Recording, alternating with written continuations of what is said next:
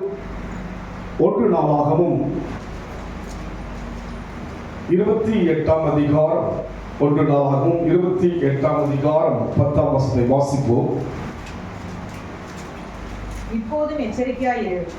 பரிசுத்த ஸ்தலமாக ஒரு ஆலயத்தை கட்டுவதற்கு கர்த்தர் உன்னை தெரிந்து கொண்டார். நீ திடன் கொண்டு அதை நடப்பி என்று சொன்னார். கர்த்தர் உன்னை தெரிந்து கொண்டார்.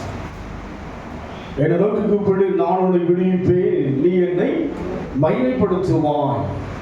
மகிமைப்படுத்ததான் தேவன் நம்மை அழைத்திருக்கிறார்.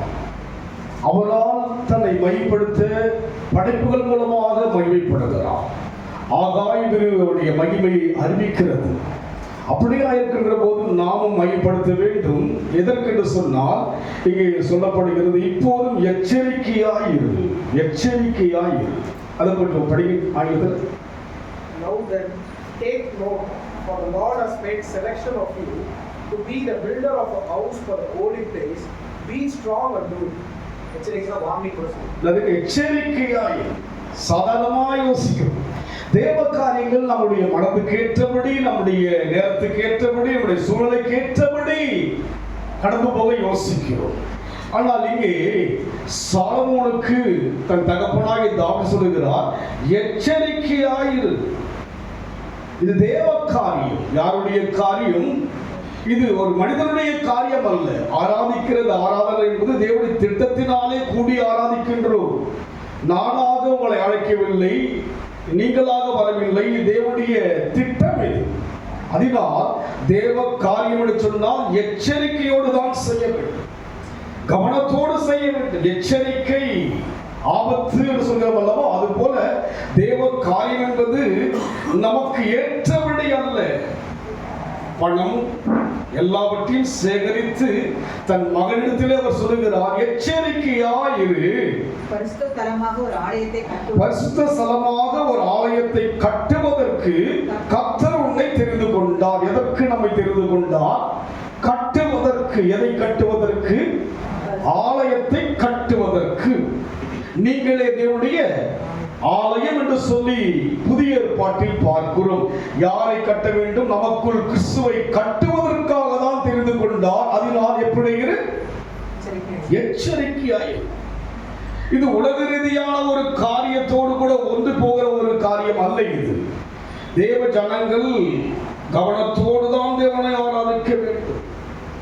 பழைய ஏற்பாட்டிலே தேவனுடைய காரியங்களை அவர்கள் மேலோட்டமாய் செய்கின்ற போது சாபத்தை பெற்றுக் கொண்டார்கள். ஆசா என்கிற ராஜா தேவ சமூகத்தில் துணிகரமாய் கடந்து செய்தான். சாபத்தை பெற்று அவன் குஷ்டரோகியாக மாறினதாய் பார்க்க முடியும். தேவ காரியம் என்பது ஆபத்துக்குரிய காரியம். அன்புள்ளவர் தான், ஆனாலும் யார் அவர்? அவர் பட்சிக்கிற அக்கினி என்று சொல்லி பார்க்கிறோம். தேவ காரியத்தை நம்முடைய மனதுக்கு ஏற்றபடி அல்ல. மகனாயிருந்தாலும் பணத்தை தாவீது கொடுத்தாலும் கூட, பணம் இருக்கிறது, பொருள் இருக்கிறது, எல்லாம் இருக்கிறது. ஆனால் மகனுக்கு என்ன சொல்லுகிறார்? எச்சரிக்கையாயிரு. இது தேவ காரியம். இது அதற்காக தான் உன்னை தேவன் செய்திருக்கிறார், தெரிந்து கொண்டார் என்று சொல்லி பார்க்கிறோம். அதனால் சங்கீதத்தில் நீங்கள் கேட்ட வண்ணமாக சபைக்கு உட்பட்டவளாய் இருக்க வேண்டும். எப்போதும் தேவ சிந்தையோடு இருக்க வேண்டும், தேவ எண்ணத்தோடு இருக்க வேண்டும். ஏதோ வாரத்துக்கு ஒரு முறை வந்து ஆராய்ச்சி போவதற்கான ஒரு அழைப்பு அல்ல தேவ அழைப்பு. இது உலக ரீதியான மத ரீதியான கிறிஸ்தவம். அதை விட்டு விடுவோம். வேதத்தில் சொல்லப்பட்டதை தியானிக்கிறோம் அல்லவா, ஒவ்வொரு நாள் வேதத்தை வாசிக்கிறோம் அல்லவா, அதை தியானித்து நம் வாழ்க்கையில் செய்ய பிரயாசப்படுகிறோம் அல்லவா, முயற்சி செய்கிறோம் அல்லவா. அதை எப்படி செய்ய வேண்டும்? எச்சரிக்கையாக செய்ய வேண்டும். நமக்கு ஏற்றபடியாக அல்ல. சபை என்பது என்னுடையது அல்ல, சபை என்பது தேவனுடையது.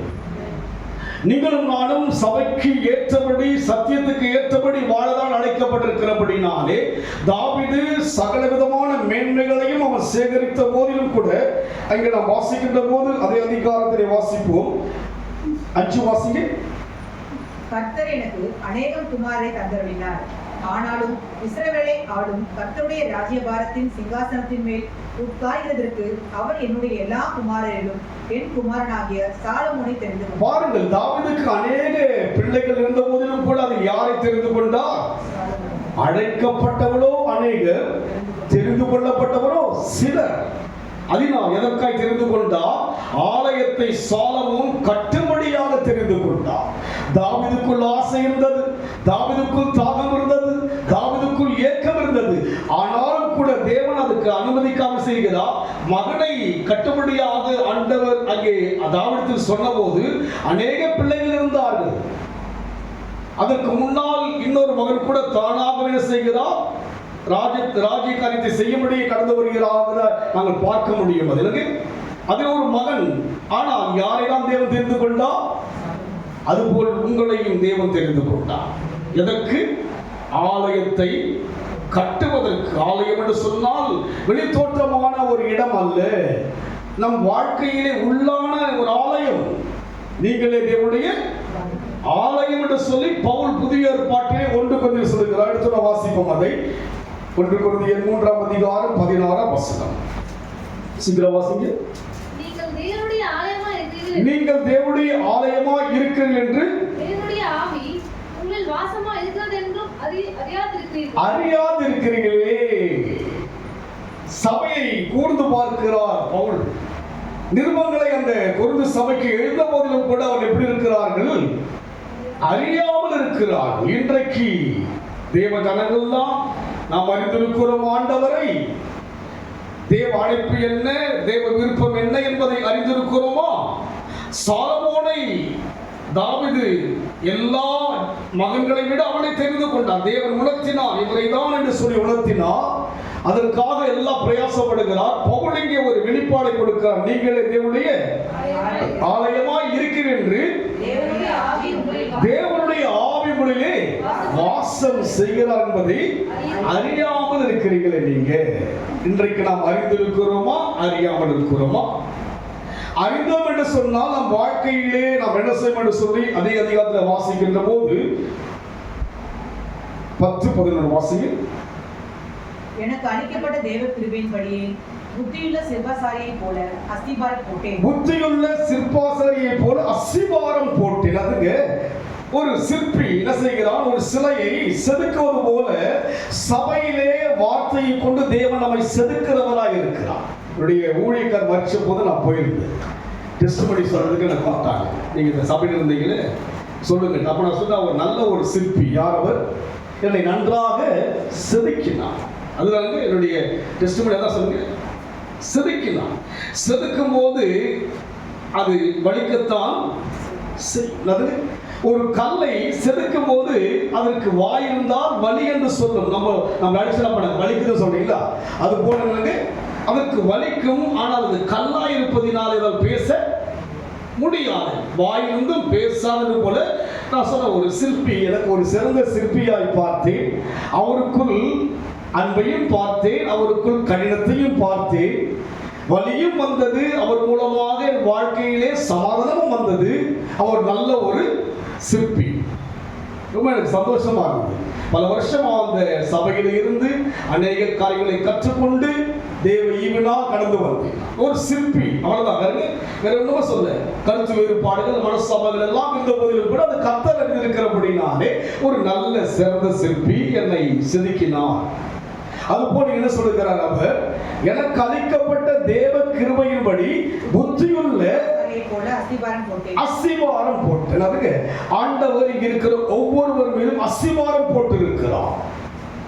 ஒரு வீடு கட்டணம் பண்ணுங்க, அஸ்திபாரம் போட்டாதான் வீடை கட்ட முடியும். மேலோட்டமா கட்ட முடியும். என்ன பண்ணுங்க, ஆழமா என்ன பண்ணுவாங்க?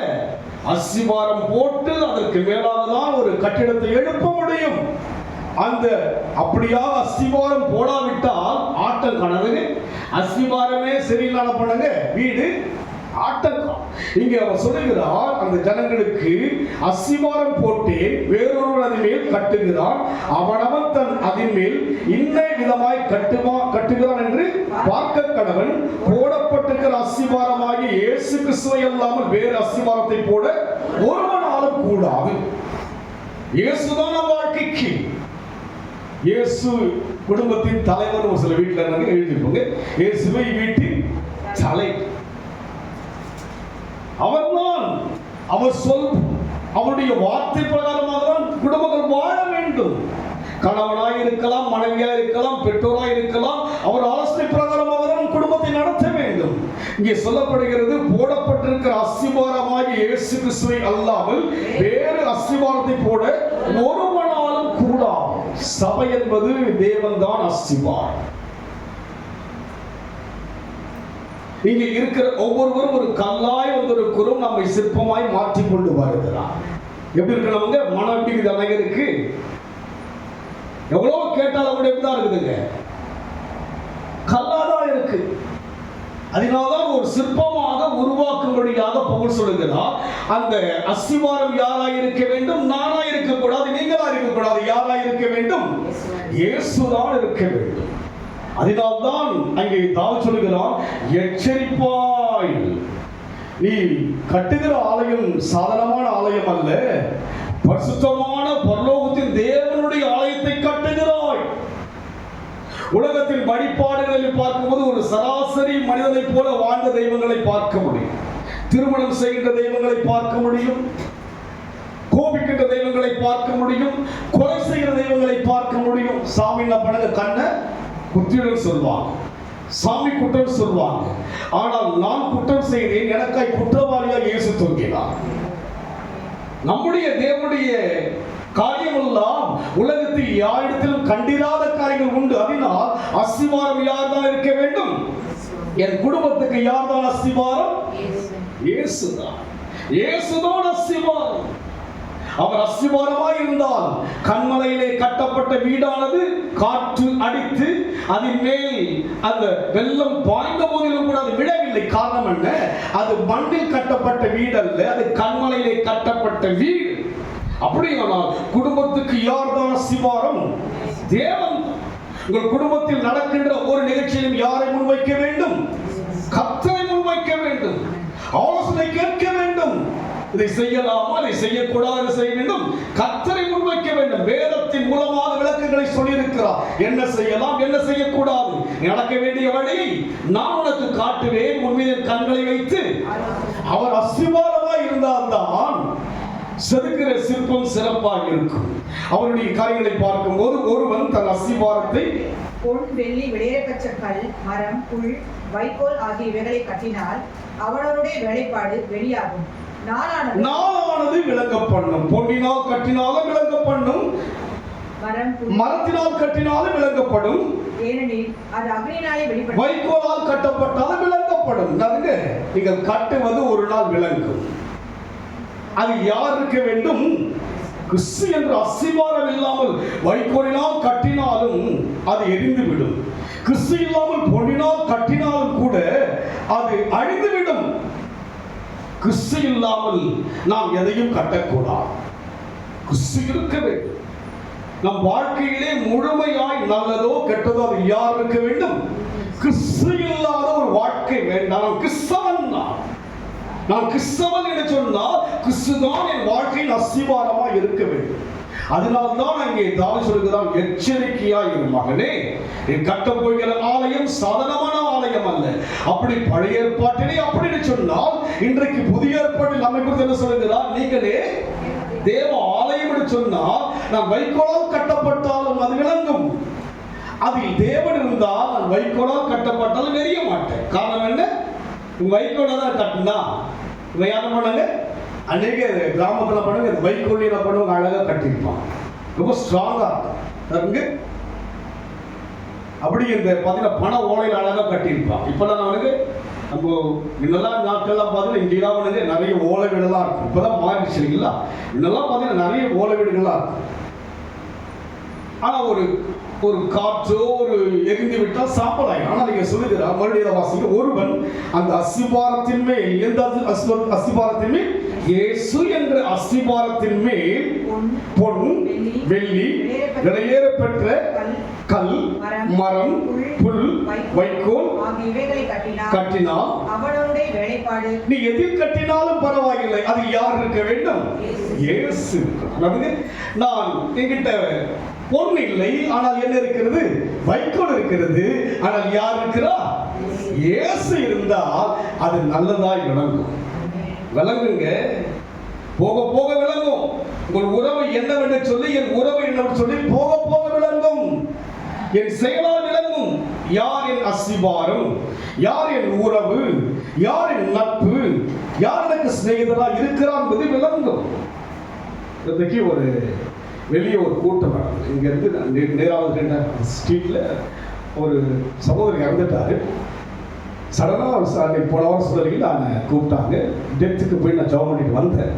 போன வாரம் சாயந்தரம் ஈவினிங் ப்ரேயர்லாம் முடிச்சுட்டு கீழே இறங்கி போகும்போது அந்த டெத்தான அந்த சகோதரிக்கு உதவி செய்தது. அந்த எல்லா பணம்லாம் கொடுத்து அந்த அடக்கத்துக்கெல்லாம் அந்த தம்பி தான் உதவி செஞ்சுருக்காரு.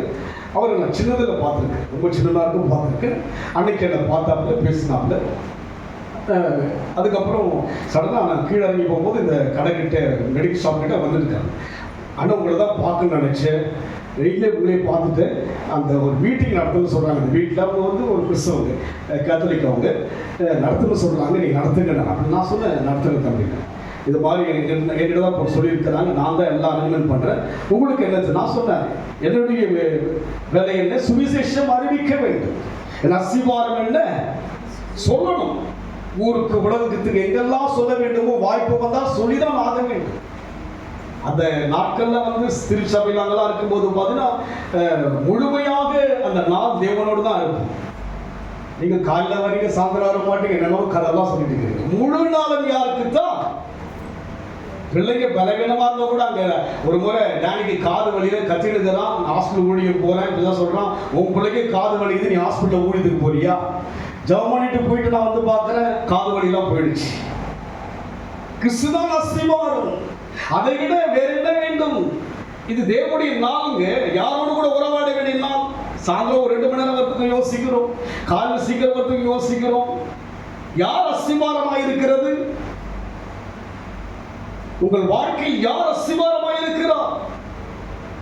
கிறிஸ்து அஸ்திவாரமாய் இருக்க வேண்டும். அது வைக்கோலாய் இருக்கலாம், அது விலையேற பெற்ற கல்லாய் இருக்கலாம், மரமாய் இருக்கலாம், புல்லாய் இருக்கலாம். வைக்கோலாகி இவைகளை கட்டினால் அவனுடைய வேலைப்பாடுகள் வெளியாகும். நாளானது அதை விளங்க பண்ணும். ஏனெனில் அது அக்கினியினால் வெளிப்படுத்தப்படும். அது அஸ்திவாரம் இயேசு இருந்தால் 7 மடங்கு எரிகின்ற அக்கினியா இருந்தாலும் கூட அதில் எந்த சதமும் கிடையாது. 7 மடங்கு எரிகின்ற அக்கினி. ராஜாவின் கோபத்தை பண்ணுங்க, மூர்க்கனுங்க கோபனுங்க 7 மடங்கு ஆகிட்டாங்க. அந்த அக்கினியை தூக்கி போடும்படியே கடந்து வந்த பாபிலோனுடைய அந்த பாதுகாப்பு உஷ்ணம் தாங்காம சாகடிக்கப்பட்டான். ஆனால் இவர்கள் இல்லைங்க, தன்னுடைய முடிவுடைய நறுமணம் கூட அவங்க மேல படல. யார் மேல் அஸ்திவாரம் வைத்தார்கள்? பழைய ஏற்பாட்டிலேயே அஸ்திவாரம் அப்படின்னு சொன்னால் புதிய ஏற்பாட்டில் இயேசு ஜீவிக்கிறார் அல்லவா? இது போயிட்டு நல்லா சந்தோஷமா ஒரு மணி நேரம் அழகா அங்க எல்லா காரியங்களும் செய்தலாம். அந்த தம்பி வந்து பாருங்க, சடனா அவருக்கு நேற்றுக்கு பர்த்டே. அவர் எல்லாம் அரேஞ்ச்மெண்ட் பண்ண பிறகு, அண்ணன் நான் உங்ககிட்ட ஒரு ஃபோன் நம்பர் கொடுத்துருக்கேன், அவர் உங்களுக்கு கான்டாக்ட் பண்ணுவார். போகிற எல்லா அரேஞ்ச்மெண்ட்டுங்க எல்லாம் அரேஞ்ச்மெண்ட் பண்ணிட்டு இருந்தாங்க. நானும் ரோஷன் தான் போகணும். ஒரு 25 பேர் ரோட்ல. ரொம்ப நாள் ஆச்சு அது மாதிரி நல்ல ஒரு சுவிசேஷம் சொல்வதற்கு ரொம்ப சந்தோஷமா இருக்கும். அதனால அப்படிதான் கிராமம் தோறும் போய் சொன்னது. இப்பதான் ஏதோ கட்டி போட்ட மாதிரி உள்ள இருக்கு நடந்துக்கு ரொம்ப சந்தோஷமா இருக்கு. வெளியே போயிட்டு ஆண்டவரை பத்தி பேசுவதெல்லாம் பல வருஷமா இந்த அலெக்சாண்டர் கூட மலைகள் ஊழிகளுக்கு எல்லாம் போயிருக்கும். அதுக்கு முன்பாக எங்கூர்ல ஒரு பிரதர் சேகரன், அவரோடு கூட பல கிராமங்கள் மாதந்தோறும் அவருடைய சொந்த பணத்தை செலவழித்து நாங்கள் இந்த ஊழியக்காரர்கள் அப்படியெல்லாம் ஒரு குழுவாக செல்வோம். ரொம்ப சந்தோஷமா எவ்வளோ கிராமங்கள்ல போயிட்டு அவருடைய காரியங்களை செய்திருக்கிறோம். காரணம் என்ன? கிறிஸ்து அஸ்திவாரமா இல்லாவிட்டால் இதை நான் தொடர்ந்து செய்ய முடியாது. நல்லா ரொம்ப அருமையா இருந்தது. முதல்ல எங்களை பார்க்கும்போது ஒரு வித்தியாசமாக தான் பார்த்தாங்க. ரோஷனை பார்த்து எனக்கு ஒரு மாட்டு கொடுக்குறாரு, இப்போ இருக்கிறாரு பாட ஆரம்பிச்சு எல்லாம் மாறுங்க. எல்லாருமே அப்படி ஸ்டன் ஆகிட்டாங்க. நைட்டுக்கு தம்பி சாரி நேரம் படம் ஐயாட்டாங்க. அஸ்திவாரம் கிறிஸ்து தான். நம் வாழ்க்கையிலே துன்பத்தின் மத்தியிலையும் அவர்தான், இன்பத்தின் மத்தியிலையும் அவர்தான், சந்தோஷத்தின் மத்தியிலும் அவர்தான், சங்கடத்தின் மத்தியிலும் அவர்தான். இயேசு அஸ்திவாரமா இருந்தா கல்யாணத்துக்கு கூட்டால போய் நம்ம ஜெபம் பண்ணுவேன், சாவு கூட்டால போய் ஜெபம், ரோட்ல போனாலும் ஜெபம் பண்ணுவேன். எந்த விதமான வெட்கமும் கிடையாது.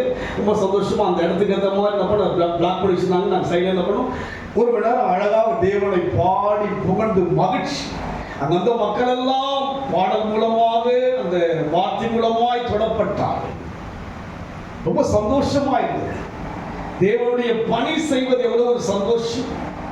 உள்ளவே முடங்கி இருக்கிற மாண்டவர் இப்பதான் அதை பத்தி எல்லாம் பேசுறோமா, அதாவது குருவுடைய செய்யலாம், வெளியே போலாம்லாம் பேசுறோமா? அந்த ஒரு எண்ணத்துக்கு போகல. காரணம் என்ன? இதனுடைய எச்சரிப்பு நமக்கு தெரியவில்லை, இந்த அழைப்பு நமக்கு புரியவில்லை. ஆனால் நீங்க என்ன சொல்லுகிறா, அவனுடைய வேலைப்பாடு வெளியாகும். அதுக்கு வைக்கோல் இருந்தாலும் கூட இந்த வைக்கோல்னால் கட்டப்படுகிற என்னுடைய வேலைப்பாடு பண்ணுங்க வெளியாகும். இருக்கிற சுவாமிநாதன் அவர் நல்ல பெயிண்ட் என்னதுங்க பெயிண்ட் பண்ணுவார், நல்லா சுத்தமா பண்ணி கொடுப்பார். வேலைப்பாடு வெளி பண்ணுங்க விளங்குது, நல்ல வேலை செய்கிறார். என்னதுங்க சுத்தமான பண்ணுவாருங்க. நேற்று ஒரு வீட்டுக்கு போனேன், பார்த்தீங்கன்னா அவங்க வந்து 3 மாசமா வீடு தேடிருந்தாங்க. என்கிட்ட ஃபோன் பண்ணி தம்பி இது மாதிரி ஜாப் பண்ணிக்கங்க, இந்த வீடை காலி பண்ண சொல்றாங்க, என்கிட்ட கார் இருக்கு, டாக் இருக்கு, எல்லாம் இருக்கு, சரியான வீடுகளுக்கு கிடைக்கலன்ட்டு ரொம்ப கஷ்டப்பட்டேன். 2 மாசமா தேடிட்டு இருக்கிறாங்க. என்கிட்ட ஃபோன் பண்ணாங்க, நீங்க சொன்னீங்களே தம்பி வீடு கிடைச்சிடும் சொன்னீங்களே, இப்படி இருக்கு, ஜாப் பண்ணிட்டே இருக்காங்க, நீங்க பார்த்துக்கிட்டே இருக்கு. அதுக்கு நேற்று போய் பார்த்தா ஒரு அரை கிரவுண்ட்ல இடமே இருக்குது ஃப்ரீயா. பெரிய ஒரு முஸ்லீமுடைய வீடு. அவர் வந்து பார்த்தா ஃபாரின்ல எங்கே இருக்கிறாரு, இண்டிவிஜுவலான பெரிய ஒரு வீடு.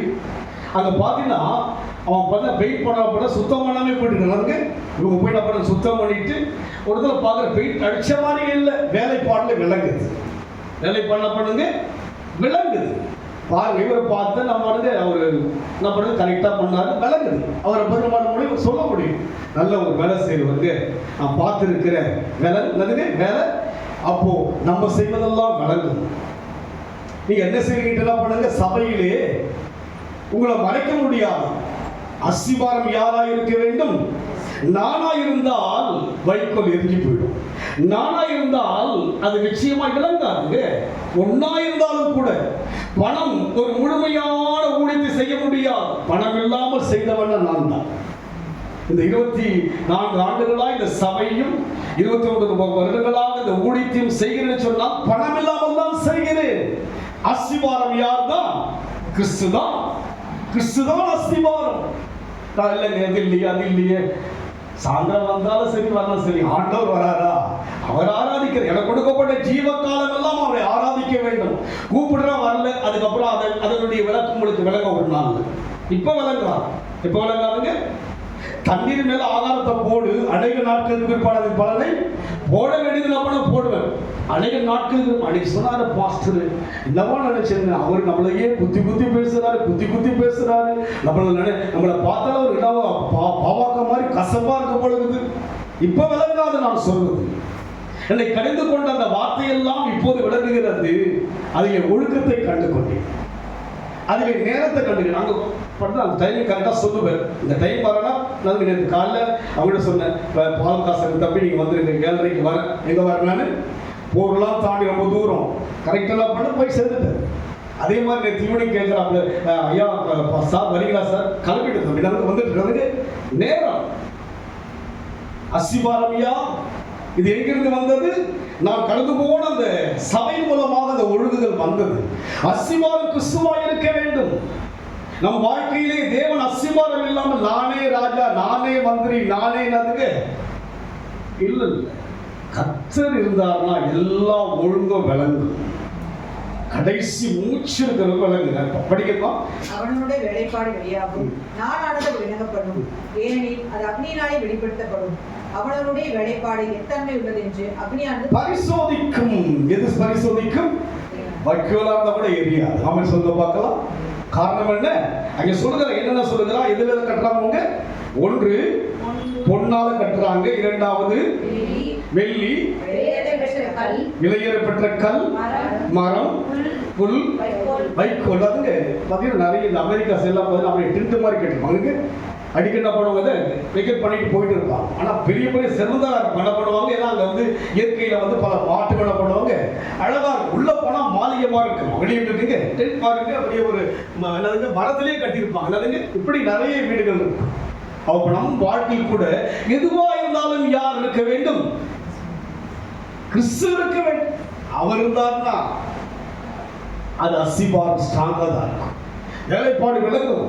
நான் என்ன செஞ்சேன் என்பது, நீங்கள் என்ன செய்தது என்பது விளங்கும். கிறிஸ்து இல்லாமல், அஸ்திபாரம் அவர் இல்லாமல் என்னுடைய சுயமா, என்னுடைய எண்ணமா, என்னுடைய ஞானத்தோடு கூட நான் செய்ய முடியாது. அதனால எச்சரிக்கையா இரு சாலமோனே.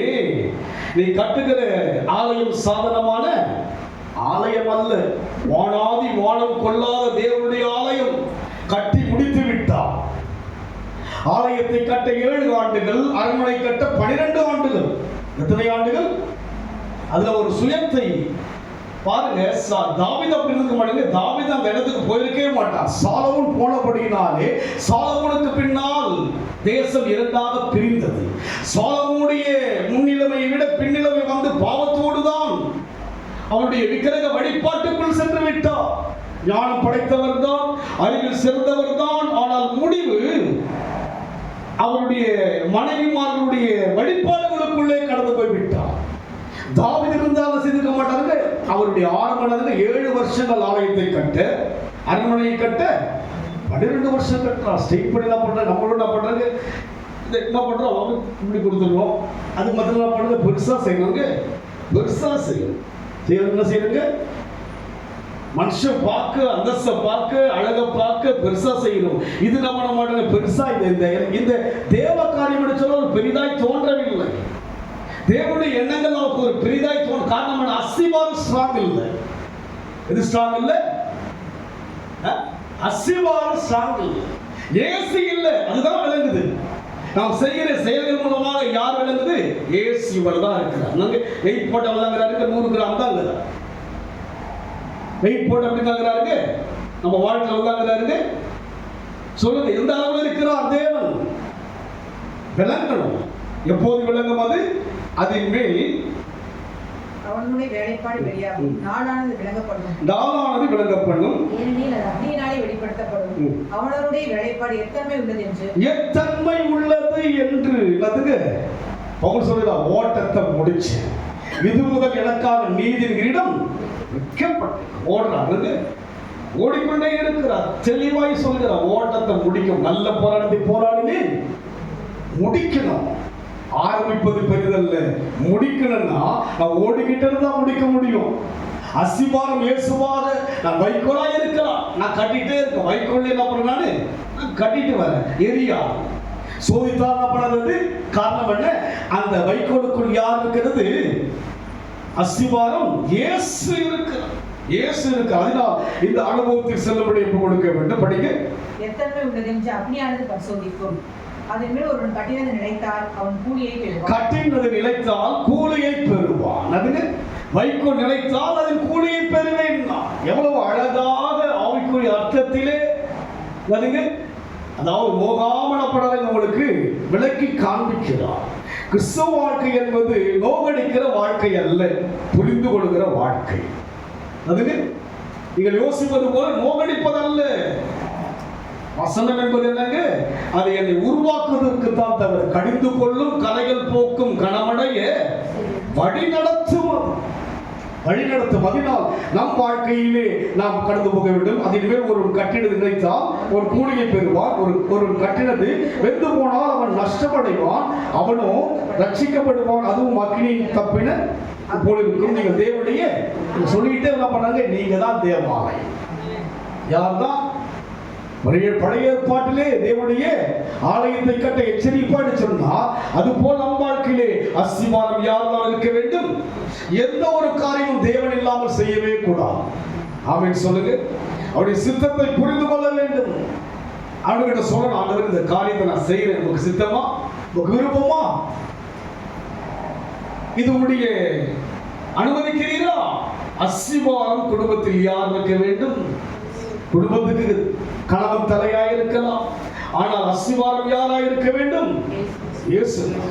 வாழ்க்கையிலே அவரை முன்வைத்து தான் நஷ்டம் கஷ்டம் என்ன நடந்தாலும் அதில் அவர் தான் இருப்பார். ஆரம்ப நாட்களில் வெறித்தனமா இருக்கு. குழந்தை பிறந்தா கூட என்ன பண்ண மாட்டோம், மனைவி போதும் பொழுது இந்த ஆள் சுத்திருத்து தேங்காய் உடைக்கிறது இதெல்லாம் என்ன பண்ணக்கூடாதுங்க, இருக்கவே கூடாது. சின்ன பிள்ளையா மாமையெல்லாம் அழகாகும், இதெல்லாம் என்கிட்ட காட்ட என்ன பண்ணாதீங்க, நீங்க பயப்படுவாங்க, அழகாக என்ன பண்ணுவாங்க. அப்படி இல்லாதுங்க உலக ரீதியான இதற்கிடம் என்ன கிடையாதுங்க.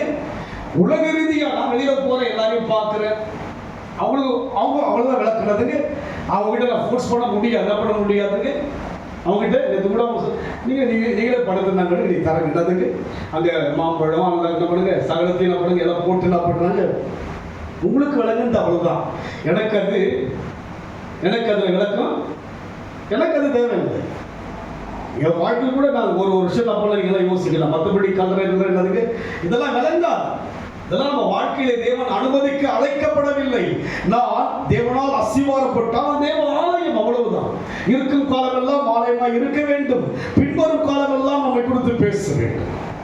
யோசிக்கிட்ட சொன்னேன், 100 பாட்டு எழுத வேண்டியதான். என்ன பண்ண அடுத்த வருஷம் என்ன பண்ண, நீங்களாம் பாடணும். என்ன பண்ண நீங்களாம் என்ன பண்ணணும், வெளியே அனைவருடைய பாடலை பாடுங்க. அதை கூட இதில் எழுதப்பட்ட பாடலை பாட வேண்டும். அது எனக்கு ஒரு திருப்தி. எதுக்கு வைக்கோல் தான், ஆனால் அக்கினியில் சோதிக்கப்பட்ட வைக்கோல் அப்ப இதுவரைக்கும் எரியவில்லை. என் அஸ்திபாரம் இயேசுதான். என்னுடைய அஸ்திபாரம் யாருன்னா யோசு பாருங்க. ஒரு பெரிய ஊழியக்காரர் இருக்கிறவங்கள அவர்கிட்ட ஒரு 1000 பேர் வந்தா அவங்க திருப்தியா இருக்கும். குறை வந்தா அவருடைய திருப்தி இருக்காது. எனக்கு என்ன கிடையாதுங்க, வந்தாலும் திருப்தி, வராவிட்டாலும் திருப்தி தான். காரணம் என்ன, அஸ்திபாரம் யாருங்க, இயேசு இருக்கிறார். அந்த வெளிப்பாடோடு தான் ஊழியம் செய்கிறார். அதனால் நாம் வாழ்க்கையில கடந்து போக வேண்டும். இன்னும் நிறைய காரியம் இருக்கு. எடுத்து வாசிங்க. ஆகாய் 1ஆம் அதிகாரம் 8 வாசிங்க, சீக்கிரம் வாசிங்க. ஒரு 10 நிமிஷம் முடிச்சிடலாம். நீங்கள் மலையின் மேல் ஏறி போய் மரங்களை வெட்டி கொண்டு வந்து ஆலயத்தை கட்டுங்கள். சாலமோன் ஆலயம் இடிக்கப்பட்டாயிற்று. அதற்கு பின்னால் ஆலயத்தை கட்டும்படியாக எழுப்புகிறார்கள். ஆனாலும் முழுமை பெறாதபடியினால் என்ன சொல்லுகிறார், நீங்கள் மலையின் மேல் ஏறி போய் மரங்களை வெட்டி கொண்டு வந்து ஆலயத்தை கட்டுங்கள், அதில் நான் அப்ப நம் வாழ்க்கையிலே எதிலே பிரியமாய் இருக்கிறார், நான் ஆலயமாய் மாறுவதிலே கர்த்தர் பிரியமாய் இருக்கிறார். நீங்க ஆலயமாய் மாறும்போது ஆலயக்காரெல்லாம் கட்டப்படாங்க. புரிஞ்சுட்டீங்களா? நீங்கள் தான் ஆலயம் என்று சொன்னால் ஆலயத்தில் என்ன இல்லை என்பது உங்களுக்கு உணர ஆரம்பிப்பீங்க. என்ன பண்ணுவீங்க, உணர ஆரம்பிப்பீங்க. இங்க அது சொல்லுகிற என்ன சொல்லுகிறா, நீங்கள் மலையின் மேல் ஏறி போய் எது மேல போனோமோ ஆலயத்தை கட்டுனா மலை மேல இருந்தா கொஞ்சம் கஷ்டம் தான் இல்லைங்களா? இது அந்த 60 படி வரதுக்கு கஷ்டமா இருக்கு இல்லைங்களா? இதுக்கு 60 படி வரதுக்கு நம்மளுக்கு கஷ்டமா இருக்கு. மலை மேல ஏற முடியும் சொல்லுங்க பார்க்கலாம். திருப்பதி நடந்தே போங்க மலை மேல. பாத்தீங்களா, நீங்க நடந்து என்ன பண்ணுவாங்க, வேளாங்கண்ணிக்கு என்ன பண்ணுவாங்க, நடந்து போறாங்க இல்லைங்களா? போறாங்க. இப்பெல்லாம் குறைஞ்சிச்சுங்களா, உருண்டுட்டே போவாங்க தெரியுங்களா? உருண்டு போவாங்க தெய்வத்துக்கு வழிபடுவதற்கு. நம்ம என்ன பண்ண கேட்டா, இந்த நாளையும் பெருசா எழுது கிடையாது. படிக்கட்டு ஒரு நமக்கு ஒரு இது உடம்பு எல்லாத்துக்குமே ஒரு என்ன பண்ணுங்க, ஒரு காரியத்தை வச்சிருந்தாங்க. காரணம் என்ன, அஸ்திபாரம் இல்லை. ஆனால் நீங்க சொல்லுகிற மலையில் மேல் ஏறி போய் மரங்களை வெட்டி கொண்டு வந்து ஆலயத்தை கட்டுங்கள். ஒன்று மலையில ஏறுகிறதுக்கு மரத்தை, இது ரெண்டுமே கடினமான ஒரு காரியம். நமக்கு எல்லாம் ஈஸியா இருக்கும். என்ன பண்ணணுமோ, போன வாரம் ஊழியம் செய்யுங்கன்னு சொன்னா என்ன பண்ணீங்க, போயிட்டீங்க. யோசிச்சு பாருங்க, உங்களுக்கு ஏற்ற ஊழியமா, எனக்கு ஏற்ற ஊழியமா? தேவனுடைய ஊழியம் இது, தேவ ஊழியம். என்கிட்ட சொன்னாங்கன்னா 3 மணிக்கு அங்கே இருக்குன்னா கரெக்டாக இருக்குது. 3 மணிக்கு சொன்னால் 15 பேர் அங்கே 3 மணிக்கு கரெக்டாக நிற்கும். நான் மாத்திரம் அல்ல, 3 மணிக்கு அந்த ஓப்பனர் போகணும்னா கரெக்டாக 3 மணிக்கு எத்தனை பேருக்கு 15 பேர் நிற்பாங்க. ஒரு மனம் கஷ்டமாக தான் இருக்கும். நல்லா தூங்கலாமே, 3 மணிக்கு எழுந்து போகிற தரதுக்கு சாயந்தரம் 3 மணிக்கு நல்லா சாப்பிடலாம் பழங்க, நல்லா புரட்டை விட்டு தூங்கிட்டுலாம் பண்ணலாம். சாயந்தரமா அக்கா வீட்டுக்கு போகலாம், அண்ணன் வீட்டுக்கு போகலாம், பீச்சுக்கு போகலாம், மாலுக்கு போகலாம், கல்யாணத்துக்கு போகலாம், கச்சேரிக்கு போகலாம். 3 மணிக்கு யார் போகிறது? இது ஒரு நாள் அல்ல, பல வருஷங்கள் ஓடிக்கொண்டிருக்கும்.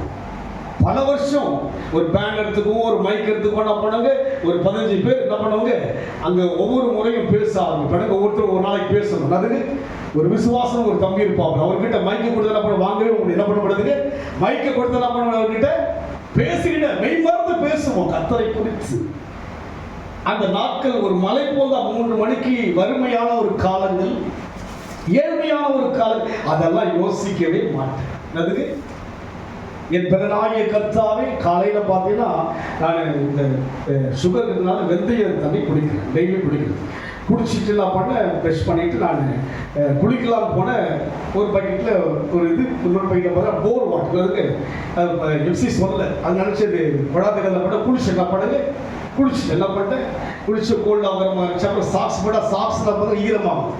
சாக்ஸும் ஒன்று போர் வாட்டரில் குளித்தேன், அதுவும் ஒரு மாதிரி ஆயிடுச்சு. ரெண்டாவது இந்த தண்ணி மாதிரி வெந்தய தண்ணி, அதுவும் கோல்டு ஆயிடுச்சு. அதுக்கப்புறம் கேழ்வரு கஞ்சி வேறு, அதுக்கு இழுத்து பண்ண ஜன்னி வரும். என்ன பண்ண வரணுங்க, சாக்ஸும் ஈரமாக இருக்குது, போர் வாட்டரில் குளிச்சுட்டு கோல்டு ஆகிடணும். இங்கே வந்து ஏசி வேறு, அப்புறம் என்னதுங்க சுட சுட படிச்சு, அது பாஸ் சொன்னதுக்கு அது தப்பு சொல்லுங்க. என் பலம் தான் இங்கே தாங்குகிறது. அஸ்திவாரம் ஏசெல்லாம் விட்டால் இங்கே என்ன பண்ணுறாங்க, சளி பூச்சி என்ன பண்ணுறாங்க, இருமிந்தாங்க. எல்லாம் கோல்டு ஃபுல்லாக பாடிக்குள்ள இருக்கு, சாக்ஸம் ஈரமாகுது. அதுங்க யோசிச்சு பாருங்க. அஸ்திவாரம் கிறிஸ்துவா இருந்தால் நான் சொல்லுவேன், ஆண்டவரே ஊழியத்தை முடிக்கிறவங்க எனக்கு சுகம் கொடுக்கணும். அதுக்கப்புறம் போய் படுத்துறவங்களுக்கு ஊழியனுக்கு உயிர், அவ்வளவுதான். அஸ்திவாரம் நீர். ஏதாவது கோல்டு தெரிஞ்சுதுங்களா சொல்லுங்க பார்க்கலாம். காலைல யோசிச்சுன்னா ஆண்டவர் அவர் சொல்றீங்க, நீ உனக்கு இதெல்லாம் யோசிக்காத, நீ ஆத்துல போய் குளிக்கலாம் போல, நீ ஊட்டியில போயிட்டு 7 மணிக்கு அதுக்கு ஐஸ் தண்ணியில் அதுக்கு குளிச்சுட்டு கூட வந்து சுவிஸ் சொல்றாங்க, 1 மாசம் உங்களுக்கு ஜுரம் வராங்க. அதுக்கு எல்லாரும் என்ன பண்ணாங்க, சுடுதண்ணை குடிச்சிட்டாங்க, டைம் ஆயிடுச்சு. அலைக் சொல்றாரு சீக்கிரம் பாச கிளம்புறதுக்கு போய் என்ன பண்ண, அப்படி ஐஸ் மாறினதுங்க. அஸ்திவாரம் இயேசுவா இருந்தால் என் பலன் அவர்தான். அனுபவத்துக்குள்ளாக வராம நம்ம வந்து காரியங்களையும் கதைகளையும் சூழ்நிலைகளையும் சொல்லிக் கொண்டிருந்தால் அது விளங்கும், நல்லாவே விளங்கும். அதனால் மரத்தை வெட்டி செய்யும்படியாக நான் பிரியமாயிருப்பேன், அதனால் என் மகிமை விளங்கும் என்று கர்த்தர் சொல்கிறார் என்று பார்க்கிறோம். அப்போ நம் வாழ்க்கையில் செய்ய வேண்டும், ஆலயத்தை கட்ட வேண்டும். 1:14 வாசிக்கும். பின்பு கர்த்தர் செயல்தியேலின் குமாரனாகிய செருபாபேல் என்னும் யூதாவின் கலைஞனுடைய ஆவியையும், யோசதாக்கின் குமாரனாகிய யோசுவாவின் பிரதான ஆசிரியருடைய ஆவியையும், ஜனத்தின் மீதியான எல்லாருடைய ஆவியையும் எழுப்பினார். அவர்கள் வந்து தங்கள் தேவனாய சேனைகளின் கர்த்தரை, உங்களுக்குள்ளே தேவன் எழுப்பிக் கொண்டுதான் இருக்கிறார். சொல்றாரா இல்லைங்களா? உங்களுக்குள்ளாக சொல்றாருமா. சூழலை தடுக்கிறது, தூக்கம் வருகிறது, அடுத்த வாரம் போகலாம் என்று யோசிக்கிறது, தள்ளிவிடுகிறது நம்மை. ஆவியான சொல்லிதான் இருக்கிறார். ஏன்னா நம்ம கூட தேவன் ஆவியான இருக்கிறாங்க. இங்க இருக்கிற ஒவ்வொரு யார் இருக்கிறது, ஒவ்வொரு வாரமும் பேசுறாரா இல்லைங்களா? உங்ககிட்ட சனிக்கிழமையே பேசுறா இல்லைங்களா? நாளைக்கு எங்க போகணும், எங்க போகணும் உணர்வு வந்துட்டே இருக்குங்களா? ஆமா, போன நைட் என்ன பண்ணுங்க, போன என்ன பண்ணுங்க, அப்படியே தூவிடுவீங்க. அடுத்த வாரம் போயிடலாம். அங்க ஒரு 10 பேர் இருப்பாங்க, உங்க பின்னா ஆராதிக்கிறது. ஆவியானவர் என்றைக்கு ஏற்றுக்கொண்டீங்களோ அந்த நாள்ல வந்துட்டார் ஆண்டவர் உங்ககிட்ட. அவர் பேசிக்கொண்டுதான் இருக்கிறார். அதுதான் இங்க சொல்லுகிறதா, பின்பு கர்த்தர் செயல்தியேலின் குமாரனாகிய செருபாபேல் என்னும் யூதாவின் தலைமுடி ஆவியையும், யோசதாக்கின் குமாரனாகிய யோசுவாவின் பிரதான ஆசிரியருடைய ஆவியையும், ஜனத்தின் மீதியான எல்லாருடைய ஆவியையும் எழுப்பினார். அப்போ நமக்குள்ள ஒரு எழுப்புதலை கர்த்தர் கொடுத்து கொண்டுதான் எழுப்புறார் இல்லைங்களா? ஞாயிற்றுக்கிழமை சனிக்கிழமையே எழுப்பிடுறார் இல்ல? சனிக்கிழமை என்ன பண்ண, நீங்க உருவாகி என்ன பண்ணுங்க, சாட்டர்டே அன்னைக்கே உங்க பிளான் எல்லாம் எங்கதான் இருக்கணும், எங்கதான் இருக்கணும், சர்ச்சில். ஆலயம், ஆலயம் கட்டப்படும். அவர் ஆலயம் என்னை கட்டுவதற்காக அழைத்திருக்கிறார். என் அஸ்திவாரம் யார்தான்? அவர்தான் அஸ்திவாரம். இதில் எந்த விதமான நபருக்கு இடம் கிடையாது, எந்த உறவுக்கு இடம் கிடையாது, எந்த நட்புக்கு இடம் கிடையாது. இயேசுதான் என் அஸ்திவாரம். விளங்கணும். விளங்கினாதான் நீங்க தேவனை வழிபட முடியும். இல்லை என்ன பண்ணுங்க, அந்த வாரம் முடிஞ்சிச்சு, அந்த வாரம் முடிந்து போய்விட்டது. மறுபடியும் அந்த வாரம் வராது. இன்றைக்கு வராது. அத்தனை பேருக்கு இந்த வாரம் முடிந்து போய்விட்டது. இனி மறுபடியும் இந்த வாரம் வராது. இந்த ஆலய குறித்து, ஆலயக்காரிகள் குறித்து பேசுகிற வார்த்தை கேட்க முடியாது. கர்த்தர் எவ்வளவு ஆதங்கத்தோடு, ஆவலோடு, ஆசையோடு பேச வருகிறார். யாரோடு கூட பேச வருகிறார்? என்னோடு கூட பேசதானே வருகிறார். சபையிலே யாருக்கை வருகிறார்? இயேசு கிறிஸ்து. எனக்கை அல்லவா வருகிறார் தேவன். விலகிக் கொள்ளாதபடி இருக்கிறோம். அதனால் அங்கே எழுப்பினார்கள். அவர் வந்து தங்கள் தேவனாகிய சேனை கர்த்தருடைய ஆலயத்தில் வேலை செய்தார்கள். யார் செய்தது என்று பார்க்கிறோம். பெரிய பெரிய மனுஷர்கள் வேலை செய்தார்கள். இருபடியூரில் வந்து இந்த சிபிஎம் பெண்டிகாஸ்டுடைய வருஷத்தோறும் ஒரு 7 நாட்கள் நடக்கும் கூட்டம். அங்கே வந்து பார்த்தீங்கன்னா பெரிய பெரிய டாக்டர்ஸ் என்ன பண்ணுறதுல சாப்பிட்ற இலை எடுப்பாங்க. என்ன பண்ணுவாங்க, பெரிய பெரிய கோட்ஸ் என்ன பண்ணுவாங்க, சாப்பிடுகின்ற இலை எடுப்பாங்க. அந்த வாய்ப்பு வருமென்று காத்திருப்பாங்க வருஷத்துக்கு ஒரு முறை. இப்படியெல்லாம் ஊழியங்களை கர்த்தருக்காக மையப்படுத்துகிறார்கள். நாமும் மெத்தனமாய் இருக்கிறோமே. எச்சரிப்பாயிரு, ஜாக்கிரதை. நீங்களும் நானும் ஆராதிக்கிற தேவன் நாம் யோசிக்கிற அளவுக்கு சாதாரணமானவர் அல்ல. அவர் சர்வ வல்லவர், சாவாமை உள்ளவர், சாரோனின் ராஜாவர். யார் அவர்? நீங்கள் யோசிக்கிற வண்ணமாய் ஒரு உலக ரீதியான ஒரு பிரதமரா, உலக ரீதியான ஒரு முதல்வரா, உலக ரீதியான ஒரு நடிகனா, உலக ரீதியான நடிகையா? பெரிய தேவன். என் மனதில் எப்படி நினைக்க வேண்டும்? இயேசு அஸ்திவாரமாய் இருந்தால் எச்சரிப்பாய், கருத்தாய், கவனமாய், நான் வைக்கோலாய் இருந்தாலும் கூட வெந்து போகாதபடிக்கு, எரிந்து போகாதபடிக்கு எழுப்ப முடியும். யார் இருந்தால்? கிறிஸ்தியன் வாழ்விலே தலையாய் இருந்தார், கிறிஸ்தியன் வாழ்விலே மேய்ப்பராய் இருந்தார், கிறிஸ்தியன் வாழ்விலே எஜமானராய் இருந்தார். விளங்கும், இல்லாவிட்ட விளங்கா. நீங்க எவ்வளவுதான் உங்களை மாடலிங் பண்ணா கூட விளங்கும். இருக்க வேண்டும். அதனால் கடைசியை வாசிப்போம். 2ஆம் அதிகாரம் 3 வாசிங்க.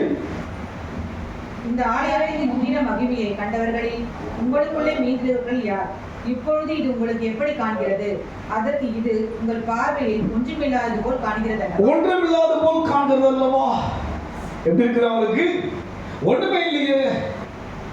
அன்றைக்கு சாலமோன் கட்டின போது சொல்லுகிறார், நான் கட்டின ஆலயம் எம்மாத்திரம் ஐயா.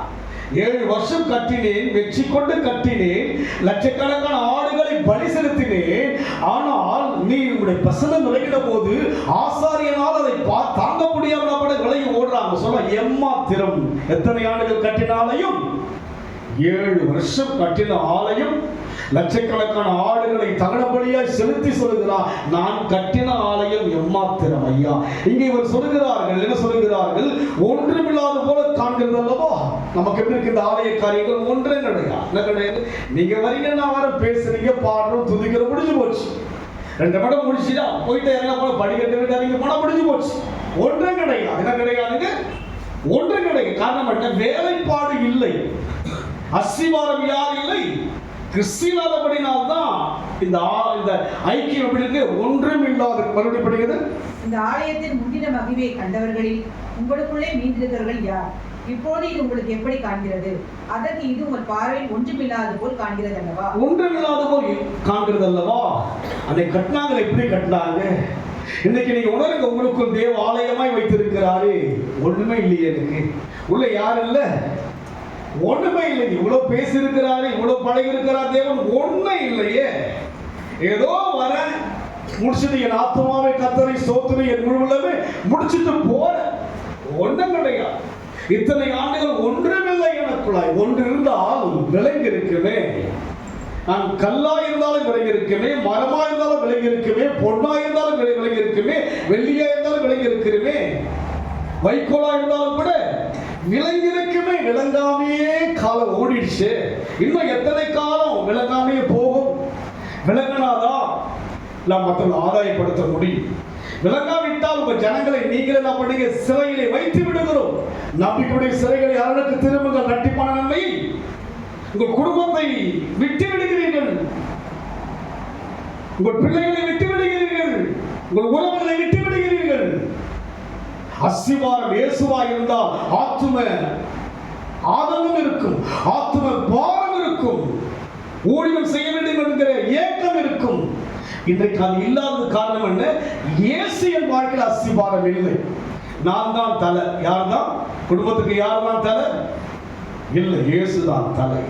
அவர் சகோதரர்கிட்ட போக அவர் சொல்லுவாரு, முடிச்சு வரும்போது ஸ்தோத்திரத்தோடு போக பாஸ்டர். இங்கே ஸ்தோத்திரத்தோடு அவர்கிட்ட நல்ல கருது, ஸ்தோத்திரத்தோடு போகணும். எப்போ போனாலும் அவர் வீட்டை விட்டு தான் பிரைஸ் தான், ஸ்தோத்திரத்தோடு போக, ஸ்தோத்திரத்தோட ஐக்கியத்திலே இருங்க. உங்களோட ஐக்கியத்தில் கர்த்தர் இருக்கிறாரா? இன்னைக்கு ஒரு நாள் மாத்திரம் 2 மணி நேரம் இருக்கிறாரா? வாழ்நாளெல்லாம் கர்த்தரோடு. அதுதான் அஸ்திவாரம். முடிச்சிட்டீங்களா? 2:11 வாசித்தீங்களா? ஒருவன் தன் வஸ்திரத்தின் தொங்கலிலே பரிசுத்த மாம்சத்தை கொண்டு போகையில் தன் வஸ்திரத்தின் சாரி 2-4 வசதிகளும். ஆனாலும் செருபாபேலே, நீ திடன்கொள் என்று கர்த்தர் சொல்கிறார். யோசதாக்கின் குமாரனாகிய யோசுவா என்னும் பிரதான ஆசாரியரின் திடன்கொள். தேசத்தின் எல்லா ஜனங்களே, நீங்கள் திடன் கொள்ளுங்கள்.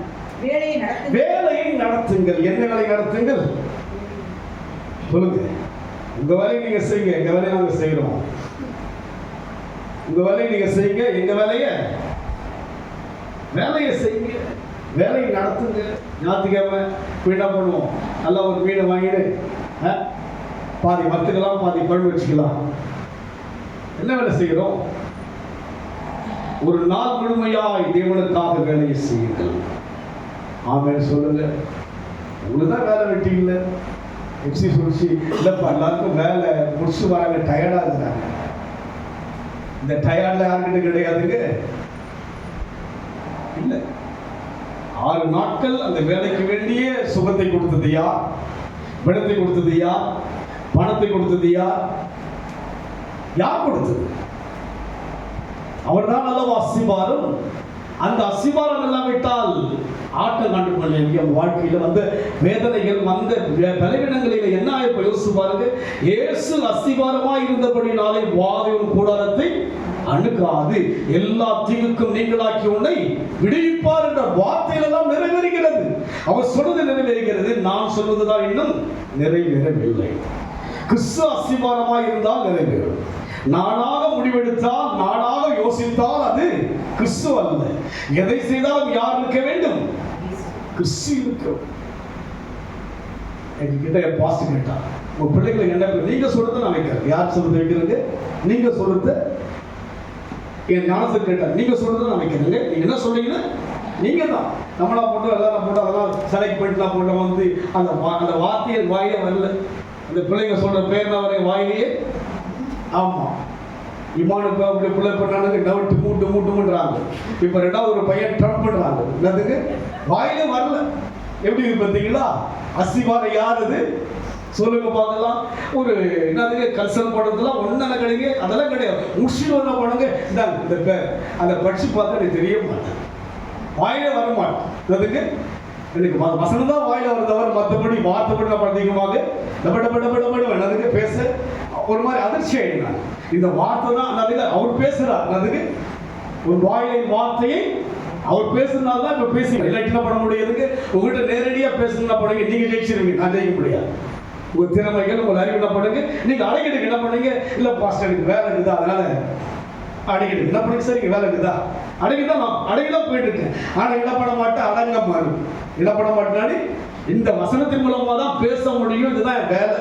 அதனால் மலையின் மேல் ஏறி மரங்களை வெட்டி அழைத்து கட்டுங்க. அதுல நான் இருக்கிற பிரியமா இருக்கிற தேவ ஆவி உங்களுக்குள் இருக்கிறார், உணர்த்தி விடுதா இருக்கிறார். உதறி விடுங்க. என்ன பண்ணுங்க, அந்த வார்த்தையை உதறி விடுதலும் முடிஞ்சு போச்சு. இன்னைக்கு வராத அத்தனை பேருக்கு முடிஞ்சு போச்சு.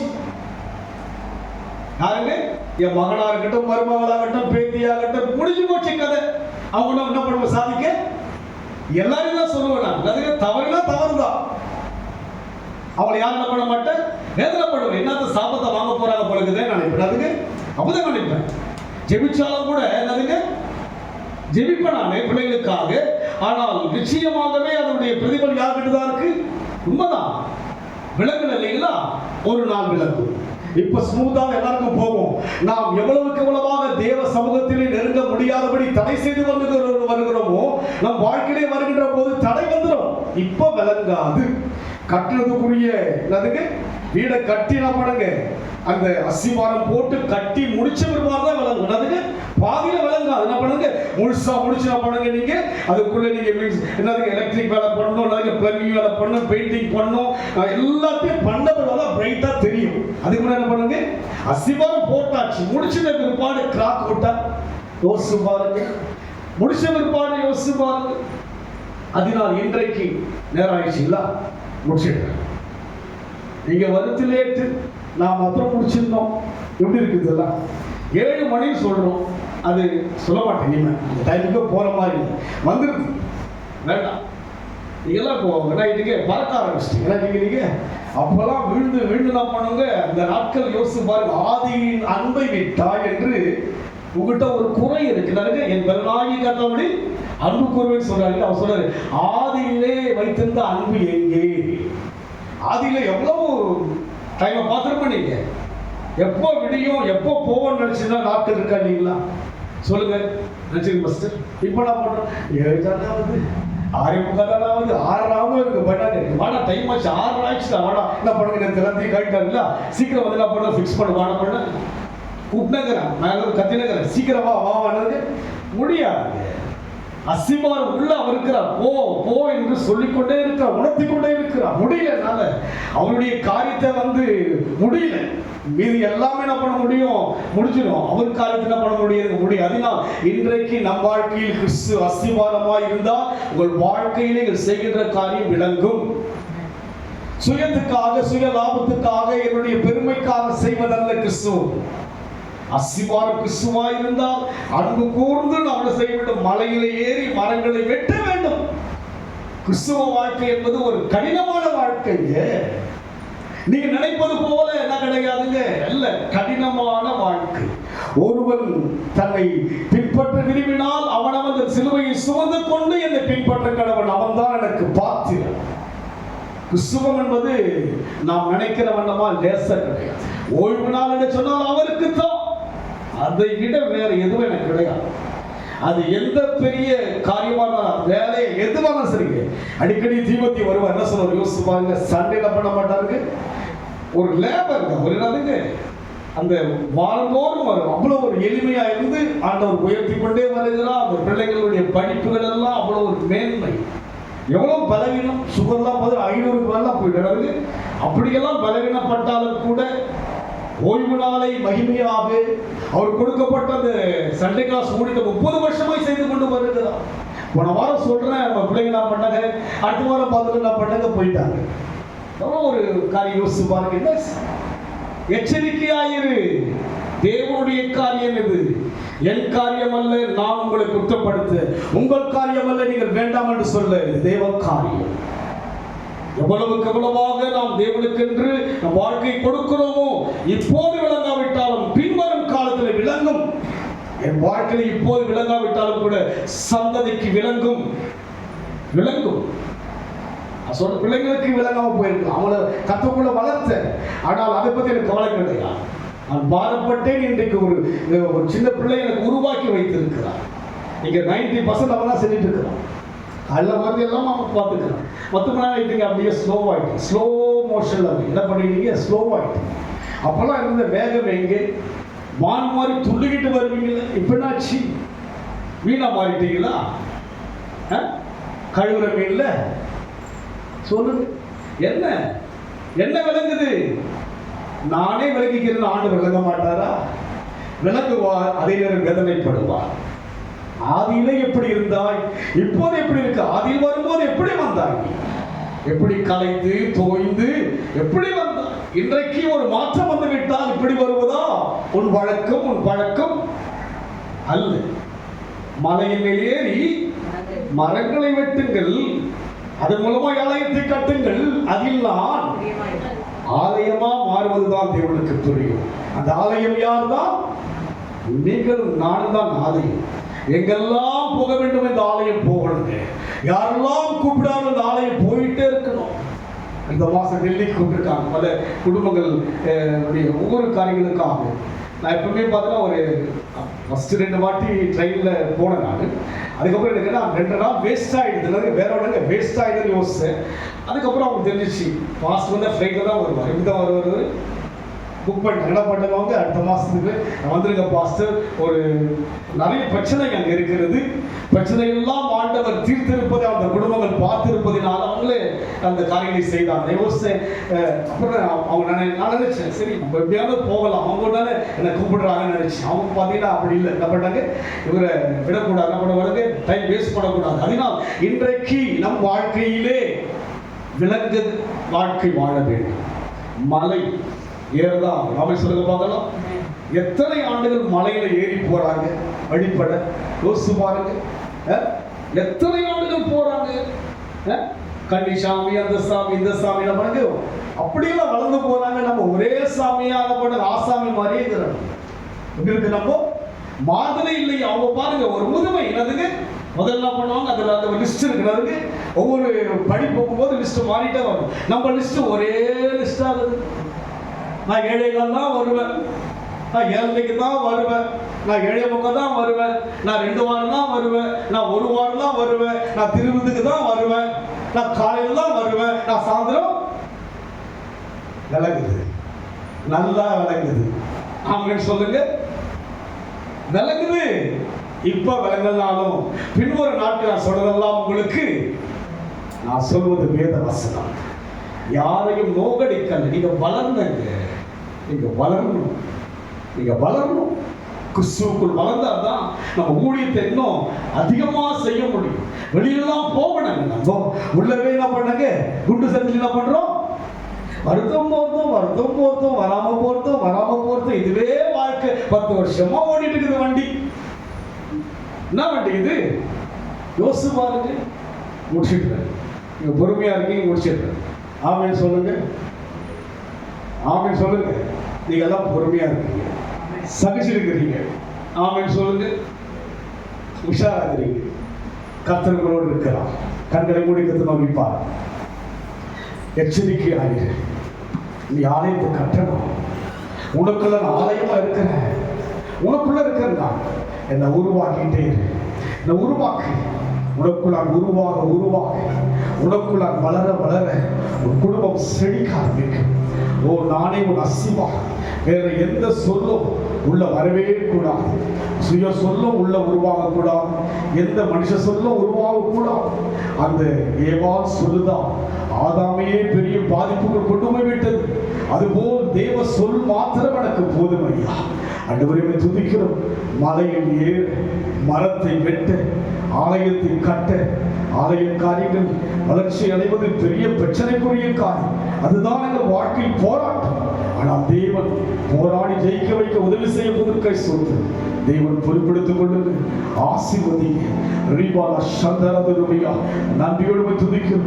ஆண்டவரே, கேட்ட ஒவ்வொரு தேவ பிள்ளைகளையும் ஆண்டவரே நீர் உருவாக்குங்க ராஜா. ஆலயம் ஆண்டவர், ஒவ்வொருவரும் ஆலயம் ஐயா. அமர்ந்திருக்கிற ஒவ்வொருவரும் ஆலயம் ஆண்டவரே. ஓ நன்றி ஆண்டவரே. தகமணியமா ஒரு ஆலயம் ஆண்டவரே. கிரைசிஸ் ஒரு ஆலயம் ஆண்டவரே. அப்பா ஆண்டவரே கர்த்தாவை துதிக்கிறோம் ஐயா. கிறிஸ்துவின் ஒரு ஆலயம் ஆண்டவரே. கிறிஸ்துவர் மேல் ஆலயம் ஆண்டவரே. அப்பா ஆண்டவரே, பார்வதி ஒரு ஆலயம் கர்த்தாவே. ஆண்டவரே கர்த்தாவே, பிரபாவோட ஆலயம் கர்த்தாவே. அசோகர் ஆலயம் கர்த்தாவே. வந்திருக்கிற ஆண்டவரே வாலிபுடைய ஆலயம் கர்த்தாவே. ஆண்டவரே துதிக்கிறோம் ஐயா. ஆண்டவரே சுவாமிநாதன் ஒரு ஆலயம் கர்த்தாவே. எஃப்சி ஒரு ஆலயம் கர்த்தாவே. ஆண்டவரே கர்த்தாவே துதிக்கிறோம் ஐயா. நாங்களெல்லாம் ஆலயமாய் தெரிந்து வைத்திருப்பதற்காய் சோத்திரம் ஐயா. இயேசுவை துதிக்கிறோம் ஐயா. தமிழ்ச்செல்வி ஒரு ஆலயம் கர்த்தாவே. நன்றி செலுத்துகிறோம் ஐயா. நாங்கள் எல்லாம் குடும்பத்தில் ஆலயமாய் மாறும்போது ஓ லீபலதுருமையா நாங்களெல்லாம் ஆலயம் ஐயா. தேவ சபையில வந்திருக்கிற ஒவ்வொருவரும் ஆலயம் கர்த்தாவே. வர தடைப்பட்டதெல்லாம் ஆலயம் ஆண்டவரே. தேவஜனங்கள் எல்லாம் ஆலயமாய் மாறும்போது ஐயா. ஓ ரீபலதுருமையா நடமாடுகிற ஆலயம் எடுத்து பயன்படுத்தும்படியாய் சோதரிக்கிற ஐயா. கர்த்தர் பொறுப்படுத்திக் கொள்ளுங்க. கடினமான பாதையை நாங்கள் ஏற்றுக்கொள்ள, அதில் அசிபாரமாய் இயேசு இருந்தால் ஏற்றுக்கொள்ள முடியும் ஆண்டவரே. நடத்துங்க, ஆசீர்வதிங்க. நாம் அதை தொடர்ந்து பயன்படுத்துங்க ராஜா. நீங்க ஆண்டவருக்கு சந்தர்ப்பம் கொடுக்கிறோம் இயேசுவின் நாமத்தில் பிதாவே. ஆத்துமாவே கர்த்தரை ஸ்தோத்திரி. என் உள்ளமே நாமத்தை ஸ்தோத்திரி. என் ஆத்துமாவே கர்த்தரை ஸ்தோத்திரி. கர்த்தர் செய்த சகல உபகாரங்களை மறவாதே. நம்முடைய கர்த்தராகிய இயேசு கிறிஸ்துவின் கிருபையும் பிதாவாகிய தேவனுடைய அன்பும் பரிசுத்த ஆவியினுடைய ஐக்கியமும் நம் அனைவரோடு கூட கர்த்தர் வருகை மட்டும் நினைக்க இருப்பதாக. ஆமென். God bless you.